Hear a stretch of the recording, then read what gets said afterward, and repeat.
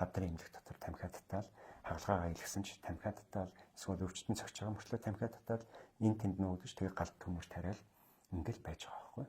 Эсвэл нуугдаж татна, жорлон татна, өвчтний палатан татна, татсан ишээ цогтой цоггүй энэ тэнд хаяна. Тэрийг нь бид бүхэн ингээ хилээ хөөцөлдөө явлаач гэсэн тэрийг бол бид бүхэн бүгдийг дийлж чаддгүй.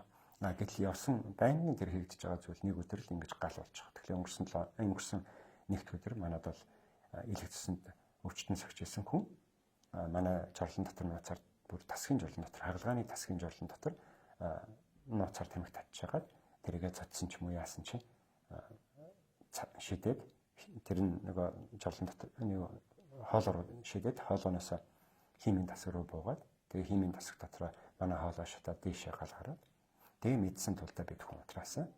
Цоо байдлаас бол хүмүүсээр яг бид нар өөрсдөө уншиж чадсан. Тэгээд яг хохирлын төлөвлөсөн боловч ингээл дахиад явж байгаад энэ тэнд ингээл тамхи татчихж байгаа. Тэгэхээр тэр өвчтөн бүр химийн имчилгээ хийлгэж байгаа өвчтөн хүртэл тамхи татчих. Эмхтэй хүн татчих. Тэгээд тэр хүмүүсийн үжилэх хэллээ улаан цам татсан мөртлөө бид нэр бүтээлээ бид нар одоо ингэсэн ингээл иймэрхүү байдлаар л явж байна л да. Тэгээд яг хүн өөртөө хайргүй юм байна. Мөн тэр тамхи гэдэг зүйлийг хэр оргийн хүн тэсэд даваад гарч чаддгүй юм байна.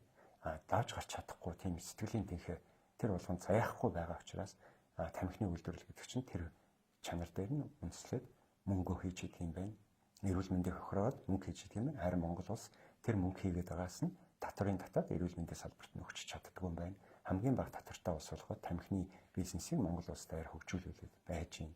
Вейп гэдэг бүр хортой янжуур тамхи шиг тамхинаасаа илүү никотины агуулмжтай ийм бүтээгдэхүүн Монгол улсад орж ирээд бүтэн хэдэн жил болж байхад тэрийг зохицуулахгүйгээр ямар нэг манлал авахгүйгээр энд ингээд тамхи татуулсаар л ингээд байж байна. Үр дүнд нь хэн хохирох вэ? Ирээдүй залуус, бүхний босрол, ухаан тийм ээ маш олон эрүүл мэнд гэдэг олон юм мансуурч хордож байхгүй болж байгаа.